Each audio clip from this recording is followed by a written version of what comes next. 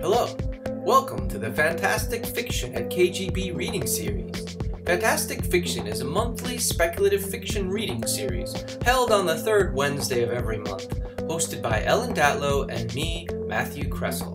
We spotlight well-known and up-and-coming science fiction, fantasy, and horror authors, and admission is always free. We publish a monthly podcast and video so people who can't attend the in-person event can still enjoy the readings.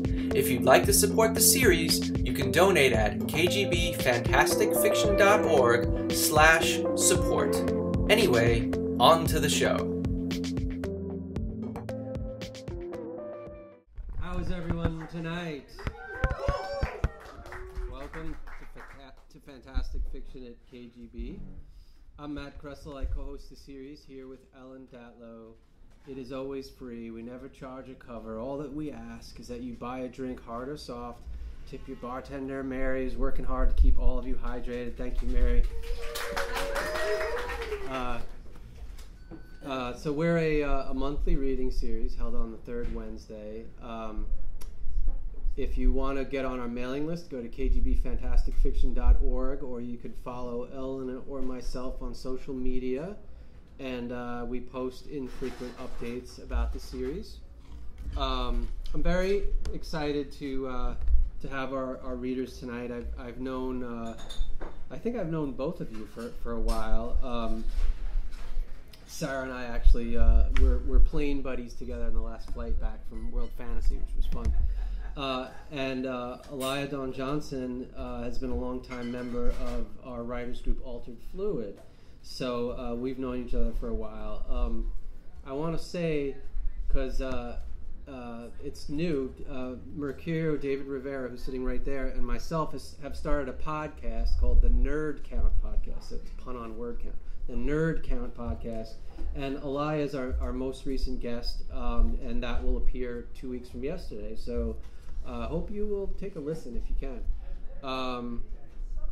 This reading series also has a podcast. If you can't make it, or if you know somebody who is out of town, doesn't live in New York City, kgbfantasticfiction.org, we post the readings up there. So next month, October 9th, we have Sarah Langan and David Leo Rice. Hope you can join us for that. November 13th, James Patrick Kelly and Adam Golaski. December 11th, Sarah Pinsker and Yume Kitase. It's okay to clap, guys. Next year, can you believe it's almost 2025? That sounds crazy. Next, January 8th, Ben Berman gone, and our favorite guest? TBA. Thank you, TBA, all right. Thanks. February 12th, Rebecca Frymau and Teal James Glenn. And we got more people lined up for 2025, so check our website. Our first reader tonight is Alaya Dawn Johnson. Alaya is the author of Trouble the Saints, winner of the World Fantasy Award, Reconstruction, her debut short story collection, and The Library of Broken Worlds, recent winner of the BSFA Award for Fiction for Young People. Alaya has lived in Mexico for the last decade, where she sung in a blues band, gotten her master's degree, produced a documentary, written novels, fooled around, and fell in love. She and her filmmaker partner can normally be found in rural Oaxaca on a haunted mountaintop where they have half a house, 7 dogs, and a mare. Here's Alaya Dawn Johnson.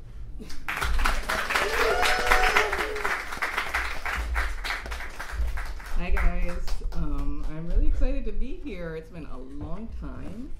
Thank you so much to Matt and Ellen for inviting me back. It's like the first time I've been in the Lower East Side in like 5 years or something, so I really, things have changed. And I'm going to read a story that was just published in the Sunday Morning Transport, which is an awesome Substack magazine that comes out every Sunday. And it was this month's free story, so you can check that out. And there are other awesome stories. Okay. It's called The Memorial Tree. The tree still resembled the cacao of its genetic ancestor, but with larger, smoother pods that cracked open on their own when ripe. The two halves fell to the ground to reveal a singular fruit. 2 eyes, a nose, a mouth, a chin, firm or soft, sometimes even leading to a neck that would at last trail to pulpy white flesh and dangling ropes of black seeds. The effect, according to witnesses, was at once hypnotic and grotesque, with up to 3 dozen fruits ripening with the same features on the memorial tree at one time. Then crows would gouge the eyes, and turkeys would drag at the dark necklaces of seeds, and the heads, sunken and overripe, would fall to the ground in a massacre of sweet and fermenting juices. The company behind the memorial trees filed for bankruptcy, and its executives fled for tax havens amid what might have been the last truly international moral outrage before the wars. There weren't many memorial trees left these decades later. One of them grew in the farmhouse at the edge of repopulation zone 2894A. Its presence was not why it had been abandoned, but it did go away to explaining why it was the last property available when Kishwe and Echo came to the repopulation office for their housing assignment. They were warned. The officers, smoking blue cheroots and staring into the dead air of their glass visors, laughed when they gave Kishwe directions to the place. No roof, she guessed, keeping a firm grip on Echo, who hated it. No plumbing? Busted solar panels? What? They'd been promised a home here in the settlement territories in exchange for giving up their right to citizenship in any of the new cities on the Arctic Circle. Though the ceasefire still held, these lands were technically under dispute, and the earth contaminated with fallout. The bombs, nuclear and otherwise, had left their legacy. But Kishwe had figured she and Echo had a better chance out here with the other loners and losers of the wars than submitting themselves as 2 more orphan refugees waiting on some white couple's pity in New York, Reykjavik. That is, they'd have a better chance if these bastard soldiers gave her what was promised. Haunted, a soldier finally said, blowing a blue bruised puff into her face and pushing up his visor. Got one of them demented head trees. You'll see. He nodded to a wheelbarrow in the corner. Them's your supplies. Good luck, kid. Kishwe wasn't sure what demented head tree meant, but Echo had somehow heard all about them, for all that he was 11 years old and his life had been a small history of war. They use DNA from the dead, he said, puffing as he pushed the wheelbarrow up the cracked asphalt. Kishwe, whose lungs weren't what they should be ever since the gas attack that killed their parents, coughed and had to stop for breath. In the fucking tree? Like they mixed animal and vegetable? He pushed ahead, shouting over his shoulder, "Yeah, all those hanging fruit heads looked pretty wild, but you wouldn't believe how angry people got. You'd think if they got mad over real shit like genocide and ice caps, we wouldn't." But either Echo had run out of breath or he had seen his new home because he fell silent, and Kishwe had to force herself around the bend in the road to see him. The house was on the edge of the woods, with a small creek running behind. An overgrown garden out front still pushed up a tangle of yam stalks and tiny green tomatoes in their paper shells. The thatched roof had fallen in on one side of the one-story house, but Kishwe was already imagining how to fix it. Perfect, she was thinking. This place was perfect. Her heart was beating so fast she might faint, but she didn't notice. Oh, damn, they were right. Look, Kishwe, they're like little dolls. She turned, unseeing, to her brother's voice. Her eyes so filled with home it took her full seconds to realize that he was holding a half-dozen tiny fruits, oblong and dented like misshapen heads. He popped one into his mouth, grimaced, and spit out the seeds. The tree, planted by the entrance to the house, had withered over seasons of neglect. Its broad oval leaves had paled to a sickly light green that cast yellow in the sun. Its stubborn fruits had shrunk as small as sea grapes.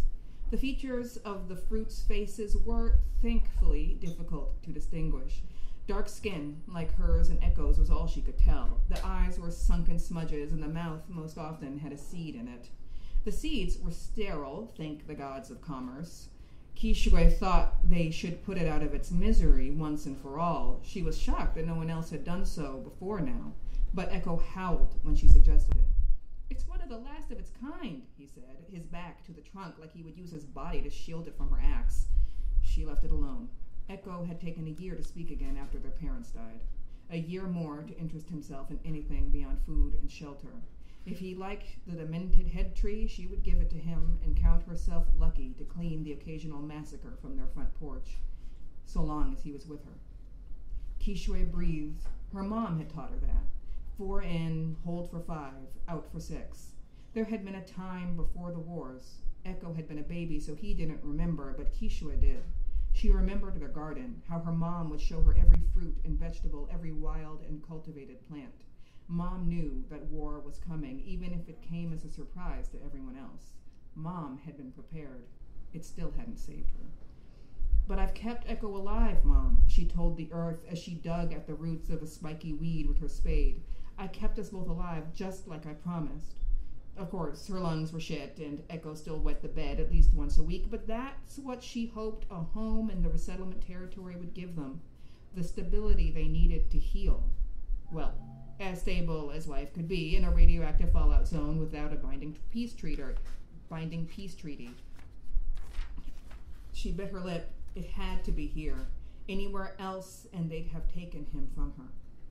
Kishwe wrapped a rag around her hand and yanked at the weed. It barely moved. Kishwe?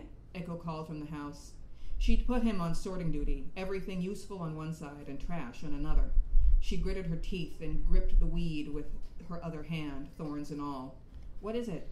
I think I found the boy in the tree. The weed, at last, lost its death grip on the earth.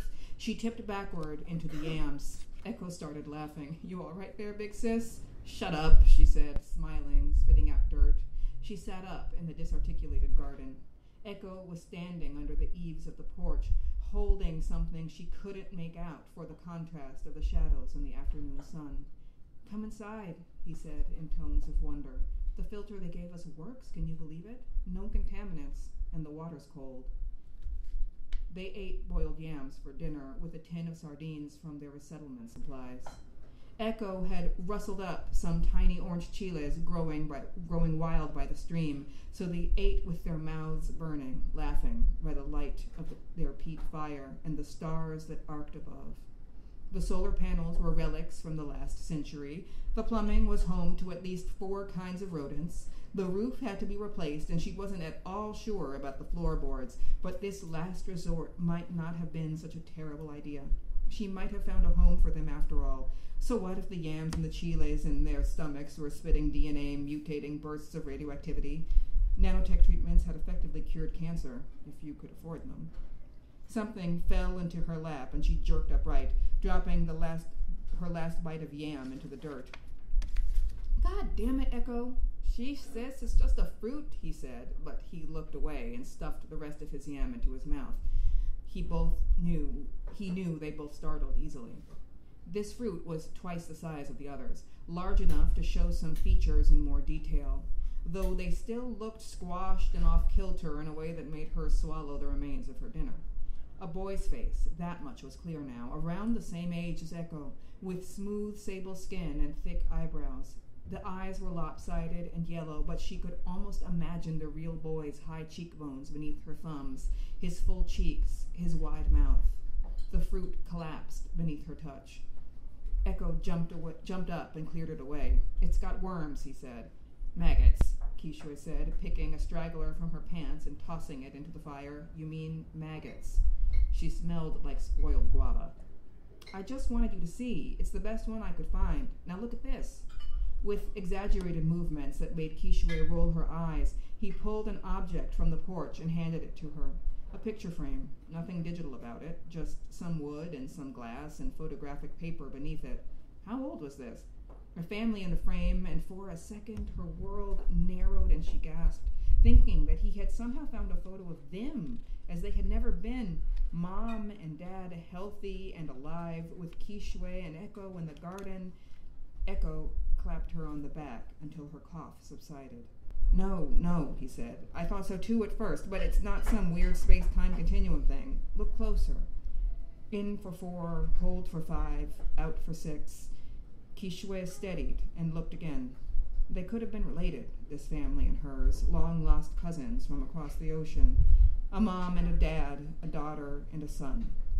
Their clothes were old-fashioned, polyester stamped with old brands that no one remembered anymore. But their faces, hadn't Mom looked just like that, the laughter in her eyes, the protective hand on Kishue's shoulder, and Dad had been dreamy, filled with other worlds, with everything he wanted for his children. This house was behind them, old even then, but cared for and filled with light. The only thing missing was the memorial tree. That was when she saw it. The boy wrapped in his dad's arms. The boy Echo's age. The boy whose face had collapsed in her lap, eaten from the inside by maggots. Kishue looked up at Echo. She was shaking so hard the picture fell into the dirt. It was happening again. The dead magpie sliding down the faded green canvas of the refugee tent, the sharp fear in her mother's eyes. Their parents were dead because they hadn't heeded the omen. They hadn't left. She couldn't make the same mistake with her brother. We can't stay. Echo fought with her all the way to the repopulation office. All the places you've made me go, I finally find one I like, and now we have to move again because you're scared of some fucking fruit? It's not the fruit, she said, for no less than the 40th time that morning. That kid died like 50 years ago. Everyone in that photo is dead. Everyone who lived in this whole town is dead. You signed a bunch of papers just to have the right to live in a dead people's house. How is this a problem now? There was a line outside the office this time, and their neighbors turned to stare at them. Kishue tried to smile and call a greeting, but no one responded. Echo, she said through gritted teeth, could we discuss this later? Am I going to have my home later? One of the cheroot-smoking soldiers approached them, visor down. You two aren't up for health inspection yet. Echo grabbed her hand.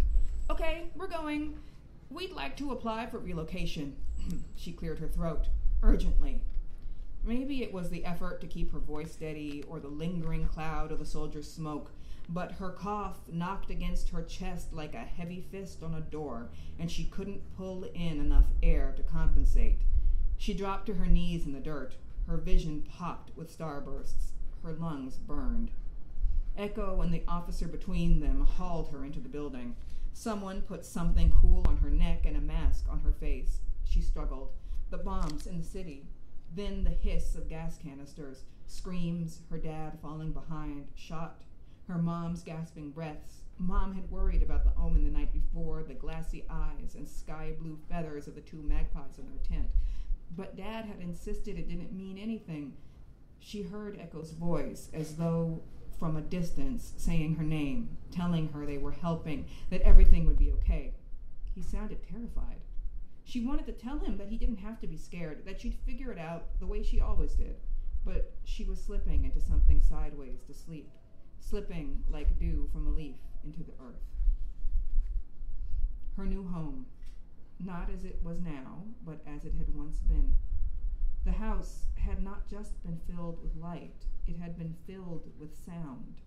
Music of a genre Kishue didn't know, but that sounded like jazz with more drums or bhangra with horns. The kids were whooping and dancing to it on the porch and in the garden. The girl, heedless in white, was a little younger. Kishue saw that now, 16 or 17, with a trust in the world that Kishue wondered if she'd ever had. The boy, not Echo, never her beloved younger brother, the one she'd held in her arms when he was just a baby and promised to care for, but a boy who could be his twin, sprinted barefoot past her into the garden, opened his arms wide to the night sky and shouted, "I am the Mountain King." He did not shout it in Kishue's language or in Echo's voice, but she understood him all the same. A woman, his mother, came onto the porch. She was also in white and smiling. "You are a spark of God. Now, come in and help me with the altar." The boy put his arms down immediately and followed his mother inside. Definitely not Echo. She heard the mother's voice hollering, "Will you turn that racket down?" And the volume lessened. The girl, alone now in the garden, stopped spinning in her white dress. She gazed at the house. What happened to them?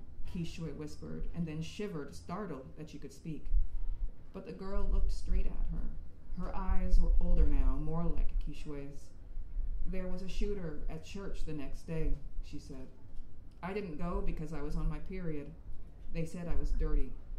Mama said men didn't understand some things, but she still followed that preacher. So they died, and I lived. And the tree?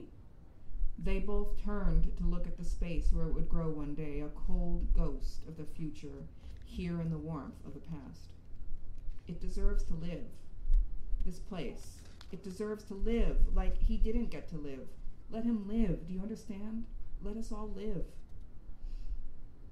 They sent her back with an inhaler and 10 different pills. She was wary of rumors of experimental nanotech drugs getting tested on refugees, but the inhaler released the vise on her lungs for the first time in 3 years. Echo treated her like blown glass for the first few days, bringing her teas boiled with medicinal herbs brought by helpful neighbors, and insisting she stay on the porch while he cleared the garden. He glanced at her every few minutes, sweat rolling into his eyes, as though to make sure she was still there. Whenever she coughed, he flinched. It was strange, Kishwe thought, head tilted to the light filtering down through the greening leaves of an ancient memorial, how little she had taken into account his love for her, as though her care had been the only one that mattered. She had been ready to die for him, but she had never considered who he'd be after her death. Alone in the world, would his grief make even an abomination of a tree, some demented mixture of capitalism and grief, seem like a good idea, growing her face over and over so that at least someone would know it? Let him live, the girl in her dream had said. Had that been real? Had she somehow talked to the spirit of this place? Did it mean they would be safe here? That history wouldn't repeat itself with the one child in all the world she had sworn to protect? Echo called from the garden. Look, Kishwe, look!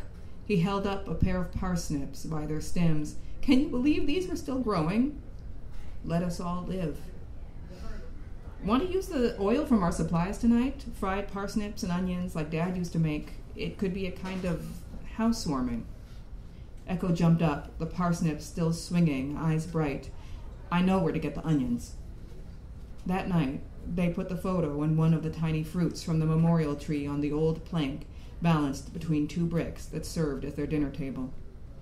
It was Echo's idea, and Kishwe didn't object. It was hard to love somebody, and harder still to accept the equality of their love.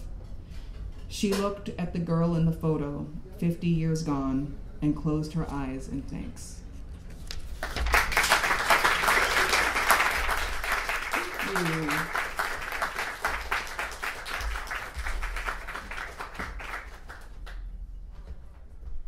Thank you. We're going to take a break for about 10 minutes. Please have a drink and talk to your neighbors, and we'll be back. And I think, Sarah Beth Durst, you have some bookmarks? No one has books for sale, but there are bookmarks if you'd like them, and we'll be back in about 10 minutes.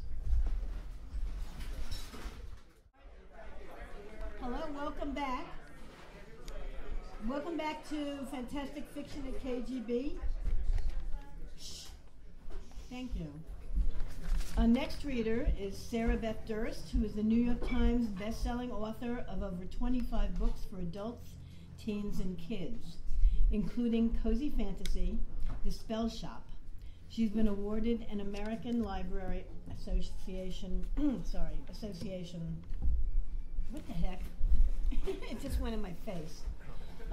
Alex Award, as well as a Mythopoeic Fantasy Award. Several of her books have been optioned for film or television, and her novel Drink, Slay, Love was made into a TV movie and was a question on Jeopardy. And did the people get it? Did they get it? Did anyone get it? Well, too bad, poo on them. She lives in Stony Brook, New York, with her husband, her children, and her ill-mannered cat.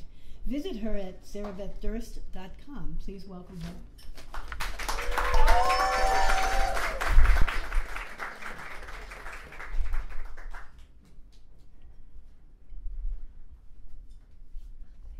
Hi, I'm so excited to be here. Thank you all for coming. And thank you for inviting me. And yeah, so I'm going to read from the Spellshop, which is my new book. It is a cozy fantasy. For those of you who have not encountered cozy fantasy, it is designed to feel like a warm hug. It's an escape. It's supposed to be a sanctuary, so read it when you're stressed. So I'm going to read from the beginning, and I need reading glasses. All right. Chapter 1. Keela never thought the flames would reach the library. She was dimly aware that most of the other librarians had fled weeks ago when the revolutionaries took the palace and defenestrated the emperor in a rather dramatic display. But surely they wouldn't touch the library. After all, there were books here. Highly flammable, irreplaceable books.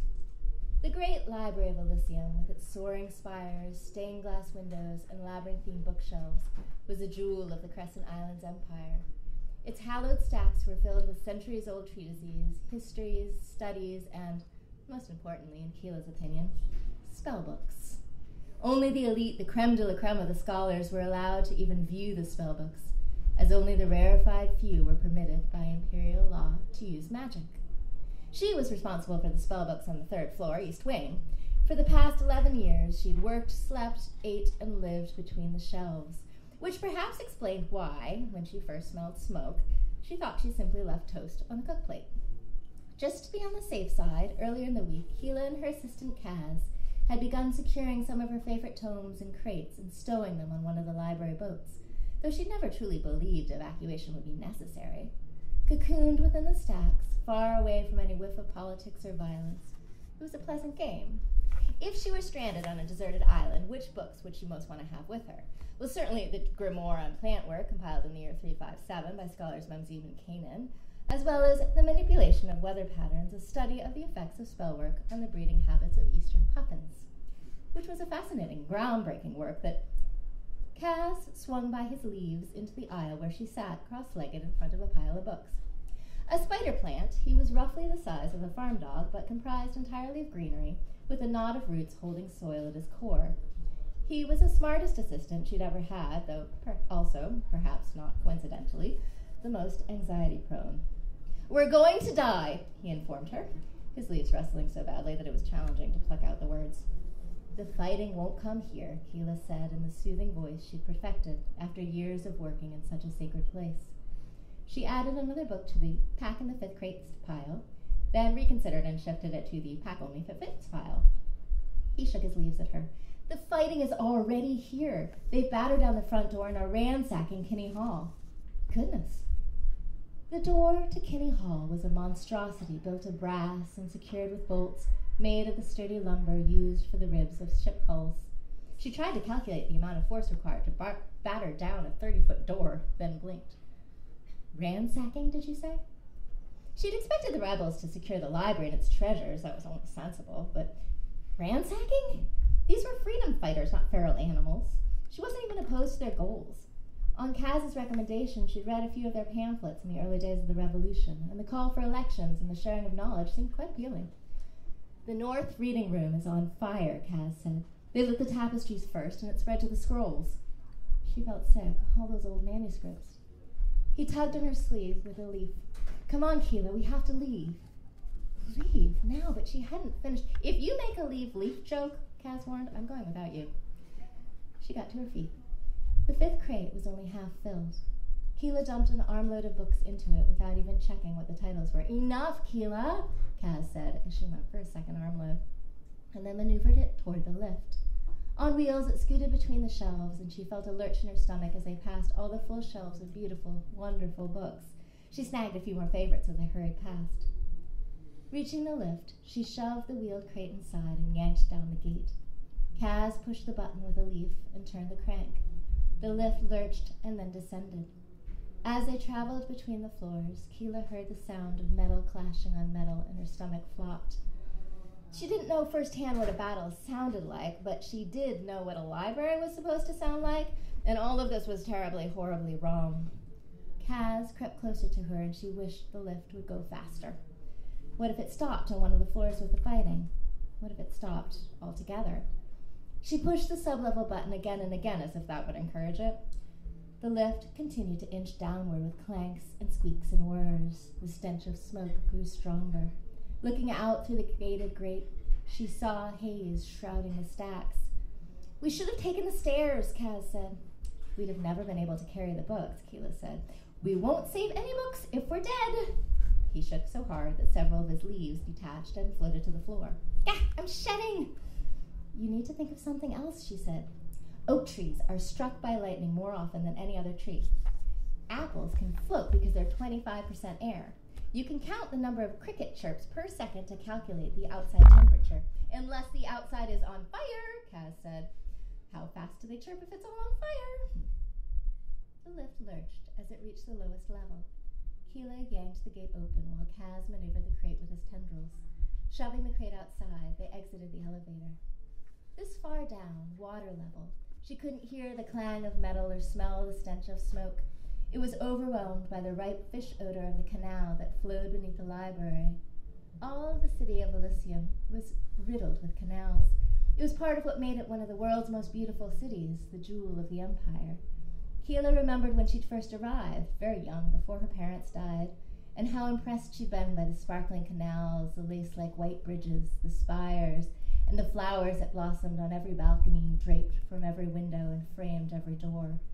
She wondered how much of the city she remembered was left. Hurrying through the narrow stone passageway with the wheeled crate, she listened for any other movement, but all she heard was a slosh of water against stone and the drip, drip, drip of a leak somewhere nearby. Ahead were the boats. Anchored in slips beneath the library, the boats were used to transport books to and from select patrons on nearby islands. Each had silver sails tied tight around its boom, and a black cherry hull wide enough to transport multiple crates of books, but sleek enough to be sailed by a single librarian. She herself had used one just last winter to deliver a full set of Scholars of Havias examinations of the function of forest spirits in fact and fiction to a bedridden emeritus sorcerer. He'd had his housekeeper offer her a cup of tea as thanks, but she declined, wanting to hurry back to the comfort of her stacks. At least those books are safe. That was only a slight consolation, though, compared to the wealth of knowledge and peril above her. She'd already filled her boat with the first 4 crates of books, secured beneath a tarp. Maneuvering the half-filled 5th crate onto the boat, she strapped it in. There was room for at least 3 more crates, but there wasn't time to fetch them. She wished she sorted the books faster, or been less picky. She wished she'd packed more provisions. She'd stowed a few jugs of water, as well as jars of preserved peaches, a bag of dried beans, and a sack of pecans. For Kaz, she had a tub of fresh soil that he could replenish himself in, and she'd also hidden a couple changes of clothes for herself, as well as a few blank notebooks just in case. But she hadn't emptied her cubicle in the library of her personal items. She thought wistfully of all she'd left, her old journals, her best quill set, a wooden carving in the shape of a mermaid that her parents had given her when she was a child. But Kaz was right. Better to save themselves. And the books. We'll come back when it's safe, she thought. This is just temporary. Climbing into the boat, Keela untied the line and pushed off. She pulled out the pole for navigating the watery tunnels. The sails were wrapped around the boom. They'd stay down until they reached the open water. She wasn't technically supposed to take the boat, or the books, or Kaz. But there'd been no one left to ask, and she reassured herself that they'd thank her later when she returned. It wasn't theft. It was her job, taking care of the collections. Just broadening the definition. She poled through the tunnels until they flowed out into the open canals of the city. Well, this is absolutely horrible, Kaz said. Keela had to agree. The stars were blotted out by the smoke that rose from the bridges and spires. The flames cast everything in a ghoulish light, and the sour taste of the smoke coated the back of her throat. She felt it invading her lungs with each breath. Her sky-blue skin looked sickly in the unnatural light, and her dark blue hair soaked up the scent of smoke. Down on the canals, Keela and Kaz were free from the worst of it, but they weren't free from the sights and sounds of death. Later, she'd block out most of that horrible night. The screams, the corpses in the canals, the fear that choked her worse than the smoke. The trip through the canals felt endless, and the sounds traveled across the water even as they broke into the open sea. With Kaz's help, Keela raised the silver sails once the water was too deep for the pole. She'd learned how to sail as a small child and had delivered enough books scattered over the years to stay in practice, so thankfully she didn't have to think to perform the tasks. Her hands remembered what to do, how to catch the wind in the canvas, how to speed away, away, away. Behind them the great city burned, with its people, both good and bad, and its history, both good and bad, and its books and its flowers, and she knew she wasn't coming back. As the sun rose over the sea, all pink and yellow and hopeful, Keela resolved to look forward, not backward. There was no one in Elysium who'd miss her, which was a depressing thought in and of itself. Really, no one? Absorbed in her work, she hadn't left the library for anything but the occasional book delivery, and it had been years? Yes, years.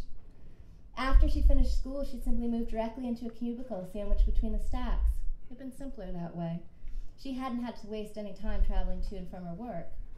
She had no family in the city, and she'd lost track of her classmates. They'd drifted off into their lives, and she'd fallen into the routine of hers. All her meals were delivered, prepared fresh at any hour. Scholars often kept odd hours, and therefore so did librarians. She merely had to send a request down the chute, and everything would arrive via lift in a timely manner. No interaction with anyone required. She'd considered it the perfect system. The other librarians, they had their own work on other floors and in other wings. Keela never liked to disturb anyone, and she had so gently that she hadn't even realized she was doing it, discouraged others from disturbing hers. As the sailboat bounced over the waves, she realized she hadn't even spoken to another soul beside Kaz in 3 weeks. The last person she talked to was a janitor whom she'd shooed away for stirring up dust near some particularly fragile manuscripts. It wasn't that she didn't like people, it was only that she liked books more. They didn't fuss or judge or mock or reject. They invited you in, fluffed up the pillows on the couch, offered you tea and toast, and shared their hearts, with no expectation that you do anything more than absorb what they had to give. All of which was very lovely, but it left her in a bit of a quandary. Where to go, now that her old life had quite literally burned down? Kaz, she began. He said, muffled. She glanced across the boat to see he'd wedged himself between two of the crates and had wound his leaves tight around his root ball. Kaz, what are you doing? Fish eat plants, he said. Some fish, yes. She wasn't overly familiar with the dietary preferences of fish. She knew there were fish who liked kelp. She supposed they ate plankton, too, also insects. Some fish eat other fish who eat plants. I suppose so. Everything eats plants, Kaz said. But barely anything eats books, so that's why I'm positioning myself between the crates. No one will think of looking for a fresh, tasty morsel of green next to so many dead trees. So I'm just going to stay here with the books until we get wherever we're going, which I hope won't have fish, sheep, cows, or goats. He shuddered at the word goats, and Keela wondered if he'd had a bad experience with a goat or had just read about them. Most likely the latter. Livestock wasn't permitted in the Great Library for obvious reasons.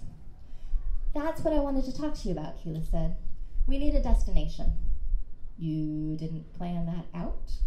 I didn't think we'd really have to leave, she admitted. Or I thought if we did, it would just be for a few hours or days, week at most. She thought they could rent a slip in a harbor at one of the nearby islands, perhaps Varsan or Eva, and stay for a couple of days at one of the charming inns where the lesser nobles liked to vacation. Kaz sagged, his leaves drooping as if they'd never tasted water. So did I. They sailed silently. It was a gloriously beautiful day for a sail, light breeze, cheerful lemon light flashing on the water. Seagulls flew overhead, cawing to one another.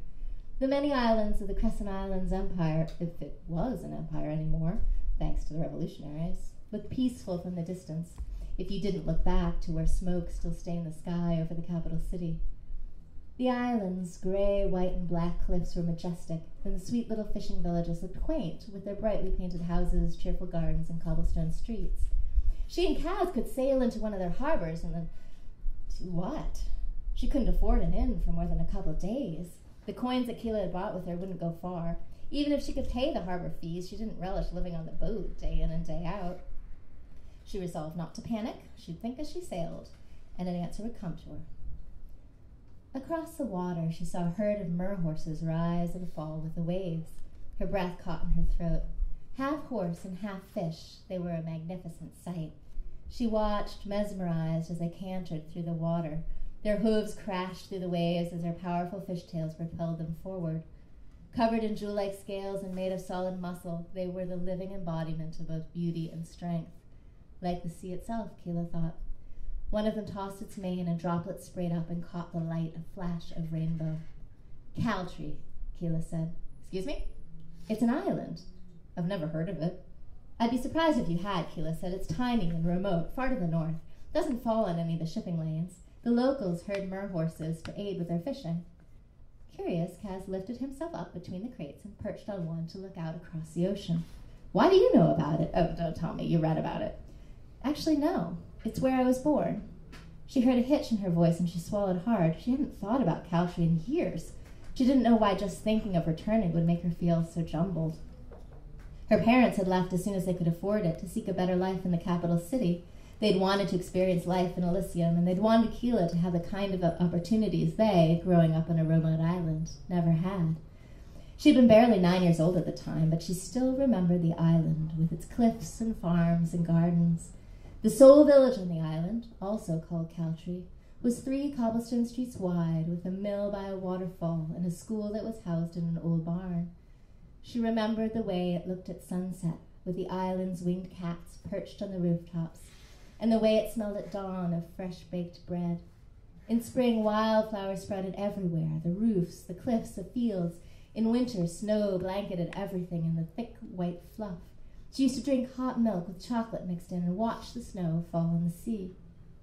Keela? Kaz prodded. I think I have a house there. She knew her parents hadn't sold it. So far from the heart of the empire, it wouldn't have sold for much, and Keela's father had wanted to hold on to it in case they decided to retire there after they'd had their fill of city life, though Keela's mother had loved the city too much to ever want to return. I suppose that means I inherited it. Certainly there was no one else who could have. She had no other family. If no one has moved in, and if it hasn't fallen down, it's small, just a cottage, but it was beautiful. At least it was beautiful in her mind, preserved in her memory, as lovely and fragile as a soap bubble. Now it was probably infested with bats, mice, and bears, and the roof had most likely caved in. I just never expected to go back there, at least not without them. Is it nice? Very, I think. Could have changed. I've changed. She'd lost her magenta freckles and blue pigtails years ago, and she'd gained an advanced degree in library studies and a host of antisocial tendencies. Okay then, Kaz said. Let's go to your island. Catching the wind, she steered the boat north. Just to be clear, they don't have goats, right? I'm sure there are no animals anywhere in Caltri that eat plants, Keela said as they picked up speed. The boat bounced over the waves. Excellent. Wait, are you just saying that to make me feel better? Yes, she said. Grumbling, he squished himself back between the crates of spellbooks as they sailed northward toward their future and her past. I'm going to skip ahead just a little bit. Okay, kind of like that much. Okay, this is later. They're on the island in the cottage. Stuff has happened. But not that much stuff because it's a cozy fantasy, and really we just mainly eat a lot of cheese. All right. The spider plant bounded out the front door using... Oh, they just cast a spell to grow a plant. The spider plant bounded out the front door using his tendrils to propel himself. Keela, come see! See what? But he didn't answer. Instead, he led the way through the house out the back door to the garden. She dripped seawater in a trail but didn't pause to mop it up. His leaves were vibrating with excitement. In the garden, a dozen new tomato plants grew tall, unfurling fresh leaves and unfolding blossoms. The blossoms swelled into fruit that shifted from green to a deep, brilliant red as she watched. The plump tomatoes became so heavy that the plants drooped onto the ground, but that didn't seem to slow their growth at all. Mouth dropped open, Keela stared at them. When she was able to get her voice to function again, she shouted, "It worked!" Kaz cheered with his leaves. "You did it!" "We did it," she corrected. She plucked a tomato off the vine and bit into it. Juice dribbled down her chin, and laughing, she caught the drips on her palm. It was the sweetest, most delicious tomato she'd ever eaten. "Hooray for the human not starving," Kaz said. She swallowed the bite of tomato. "It's more than that," she said, wanting to shout and dance and sing. She settled for waving the tomato in the air. "I know how we can do better than just survive. I know how we can live here." "How?" he asked. "In exchange for bread and soap and the things we need that we can't grow, we're going to give magic to the people of Caltri. There would be challenges, of course, risks, definitely. If the ex-emperor's people heard about this, if they guessed what she was doing, there would be trouble." She thought of the librarian who'd been turned to wood and the young thief who'd suffered so horrifically for his crime. She had zero proof that the laws had been changed. Besides, no matter who was in charge, the powerful always wanted to keep power for themselves. But the islanders of Caltry, the fisher folk, the farmers, the mer horses, even the winged cats, and me, I need this. We all need this. Kaz rustled his sleeves at her. Say again? We're gonna what now? Keela smiled broadly at him. We're going to open a spell shop. Nope, Kaz said. Keela blinked at him. Nope? What do you mean? It's a terrible idea, Kaz said. I'm assuming you threw it out there to soften me up for your real idea, which I won't like, but will at least be better than that. He crossed his leaves like a professor preparing to listen to a student's wildly incorrect theories. All he needed was a pair of wire-rimmed glasses perched on his root ball to complete the look. That is my real idea, Keela said. A spell shop. An illegal spell shop. A shop so illegal that the Emperor himself... He splatted, Keela interrupted before he could wind himself up to a full-blown rant. You don't know what's changed since we left. Laws could have been rewritten. She held up a hand. Or not, I know. But we aren't in Elysium anymore, and it's unlikely that anyone official would have ever heard of Caltry, much less show up here. Besides, she plowed on before Kaz could argue back, I'm not saying we call it a spell shop. Good, he said, because Keela and Kaz's really illegal spell shop that will likely get you killed or cursed would look ridiculous on a sign. You might as well just invite an Imperial investigator in for tea. Well, that part will be hidden. A shop within a shop, Keela said. And we don't have to admit we're selling spells at all. We'll call them remedies. She was sure she could extract a few useful spells from the wealth of arcane knowledge in her possession. She already had the quick plant growth spell, though it wasn't ideal. It looked an awful lot like magic, plus it was more of a one-time emergency use spell.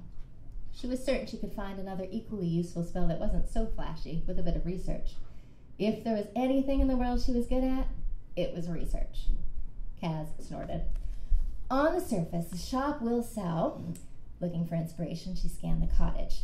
She doubted anyone would buy cobwebs, or old chip plates, or her eyes landed on the pantry, with its rows and rows of glass jars that her parents had left behind when they'd abandoned their island lives and moved to the city.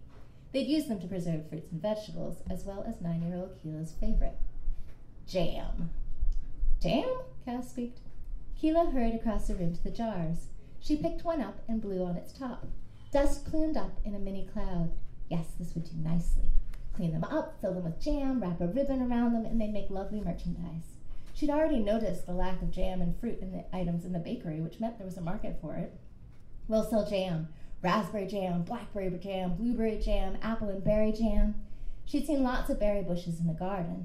They'd begun to corral the brambles in the section near the back fence. She didn't know what kind of berries they were, but surely they were something that could be jamified.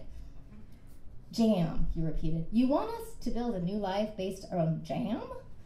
She pulled out the jars, counting them as she went. Do you even like jam? He asked.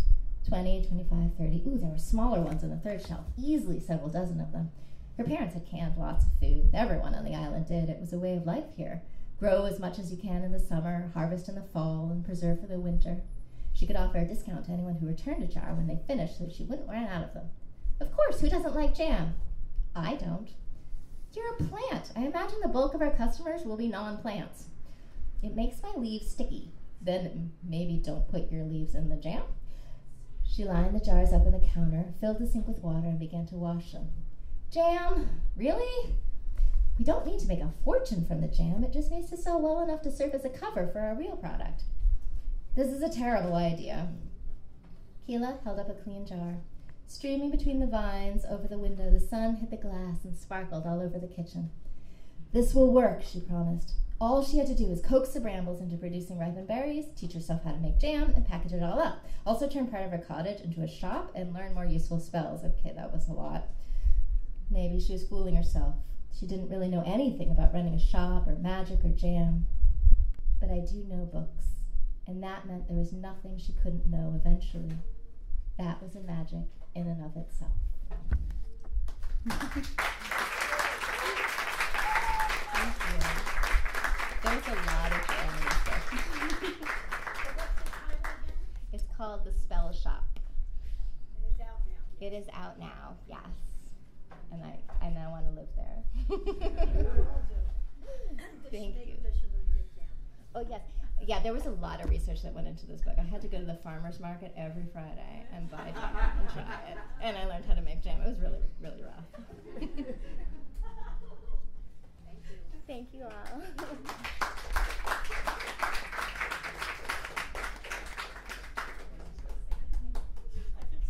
Thank you very much. I hope you'll all buy the book. And Alaya, do you have a new book out? What's your most recent? The Library of Broken Worlds, Okay. which was just nominated for the Ursula Le Guin Award. Congratulations. Thank you. We'll hope to see you next month.